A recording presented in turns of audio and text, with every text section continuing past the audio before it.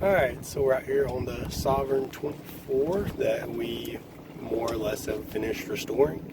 Bought the boat in October, and through a process of several months, trying a bunch of things and learning a lot about boats, got it in a consistently usable form. So glad we got this boat. Glad this was like the first one we learned on. Between the lakes we've been to, we put the mast up 3 times with the trailer.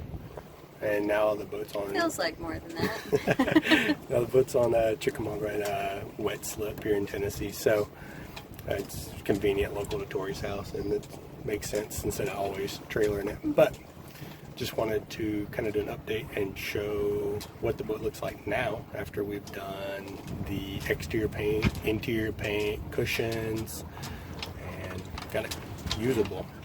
Yeah.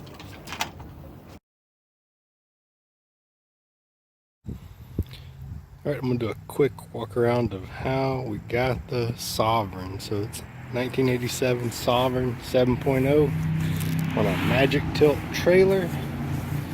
We did impromptu in the parking lot trailer wiring here to get it home safely. Currently registered in Georgia. This is October of 20, so the boat has been around and been used. The last owners said that they actually used it just as a camper and had people just kind of like use it with the trolling motor. So it comes with, there's a Tohatsu 6 horsepower that goes back here. So it's, I guess that would be a full fin keel, and then it comes to here. So it's got a really kind of hard to see.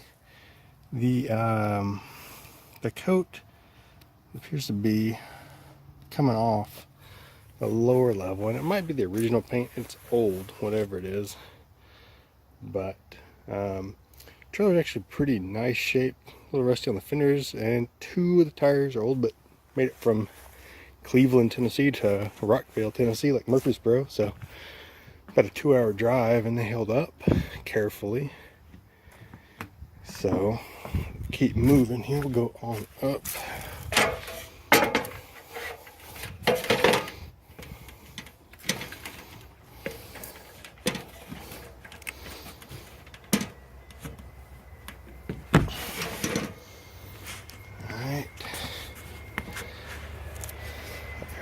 Bow.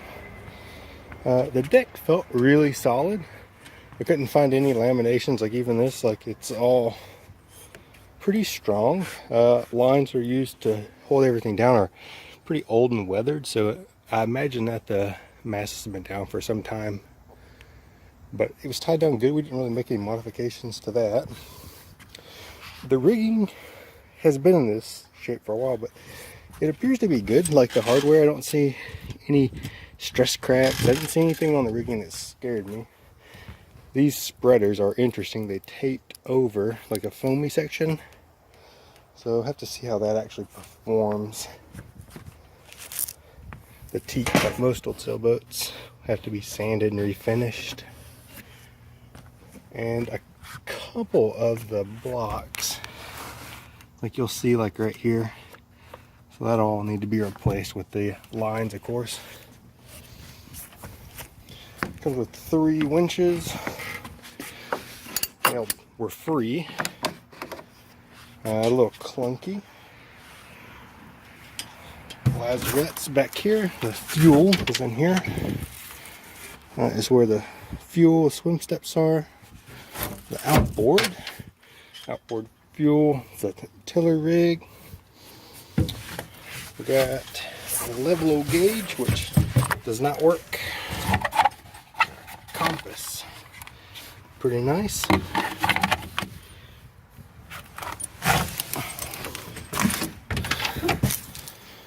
And then this lazarette goes down. You can see there's just a Danforth style anchor there, and kind of get a feel for just like the kind of filth of the boat. Seems like it hadn't really truly pressure washed in quite some time.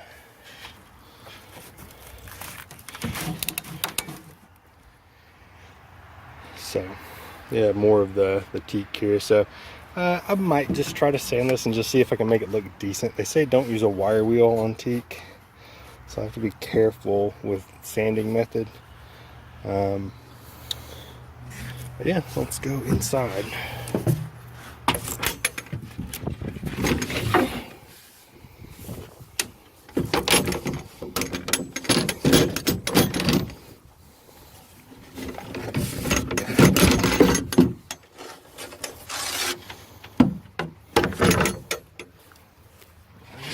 Step here. Next step. Okay. So it has been humid in here for quite some time. Over here, you would think that there's just mold everywhere, but it's actually gray paint. Might be kind of hard to see on here, but you can see it's not moldy. It's just like a splash paint, which checks out for 87. I remember like some bikes and stuff from that era were like that. Booms in here just for transport. I'll move that in here. I don't know if you would call those quarter berths. I'm sure I couldn't sweep in there. You can see down in there. So this is where the battery goes. And I doubt the can will pick it up, but you can see down in there is where the bilge runs, and the only hole in the whole boat, kind of center of the screen there, that is the bilge, the pump out. So there's no holes in the whole of the boat. Everything is either you know, the outboard, and then there's no head in here that is, how do you say, like plumb to the outside of the boat. So this is where the head sits, but it's just like a portable style. There's nothing actually, like no holes through. This is a tabletop, which goes here. So lots of corrosion, which tells me that the inside of this boat has been very damp, very long. And be interesting to get in here and sand some of this plywood. It probably is going to be a no-go. We'll try to keep what we can. Obvious signs of leaking from the portholes. So they're not damp today. It's been a dry day. You can see kind of condensation in there. So these will all need new gaskets. There's 4 of them, all 4. These, even after a couple of dry days, are a little damp still. So watertight, you know, but positive and a minus there. In the V-berth area, this one probably leaks the most of any of them. This is dry today, but I'm sure that on the other side this will be, yeah, still pretty damp. So it's a little frustrating, but what I'll be doing to mitigate that is just use a dehumidifier in here for a couple days, maybe just a day, and see what we got. So dirty, kind of dingy, just stuff everywhere, how we got it. So I wanted to come and get a video, just show this is what it looks like now. Alright, so I guess first things, we have not done the paint or the gel coat here in the cockpit yet. Still stained, but some washing has really helped things. The sails, we totally lucked out. The prior owner had never used the sails, he just used the boat to camp in. Turned out that the sails are in good condition, so we've got a main, it looks like the factory precision sail with the 24 Sovereign on it, and then we have a working jib that's pretty well worn, but works great. Also came with what turned out was 150% Genoa, which was excessive. We didn't ever use it, and a spinnaker, which we hope to use sometime this summer on a day like today. Still going to learn. We replaced the running rigging, the halyards, and the topping lift and outhaul. The rest of the stainless rigging, standing rigging, seemed to be in pretty good shape, as did the lines on the sails. So you can see here, we have started to paint the outside of the boat, and need to finish that up and clean that up. But as far as slip timing and when we wanted to come to the marina, just what happened. We installed a winch in front of the boat over the bow. It goes into the anchor locker, and that is used for mast raising.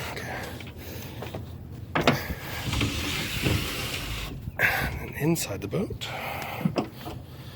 So Tori and her mom did a great job changing the cushions. That was easy. It took just a couple minutes, right? It was a nightmare. It was done. It looked good. Yeah. And then Tori also refinished the tabletop. It's much nicer. We got all these cushions. It's really good. We polished these with the headlight kit, so you can actually see out of them now, and we replaced the gaskets with the Beckson Marine 414 OE seals. Got little captain's hats and all that. And then in the V-berth, let's see, we replaced the seal here, just a DIY solution, not a factory gasket, and it's been the most reliable of any.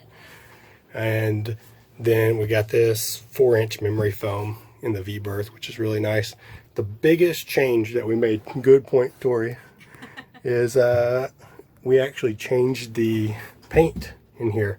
So this was just like awful spackledy. It was really hard to see. And this is I believe it was an outdoor acrylic paint.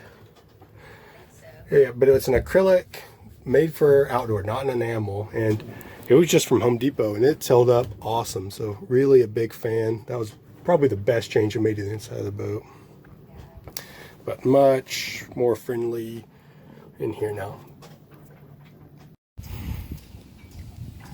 Alright, this is what the outside of the boat looks like.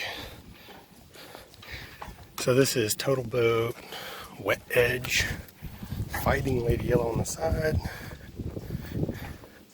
And for the bottom we use West Systems CPP. That's just their blue. And that's how she's ready to store from the outside. So we did do some fiberglass repairs right at the front of the keel. That was the most difficult, but happy little boat.